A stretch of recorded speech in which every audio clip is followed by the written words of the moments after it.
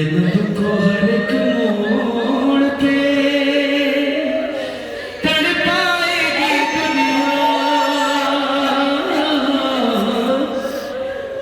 याद आओगे भैया, याद आओगे भैया। मौला हुसैन और जनाब ज़ैनब की मोहब्बत को महसूस करते हुए क्या कह रही जनाब ज़ैनब कि याद आएगा भैया मुझे अरमान तुम्हारा, तुम देख नहीं पाए हो अकबर का जो सहरा,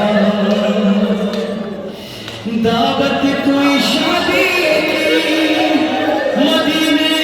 में जो देगा, याद आओगे भैया,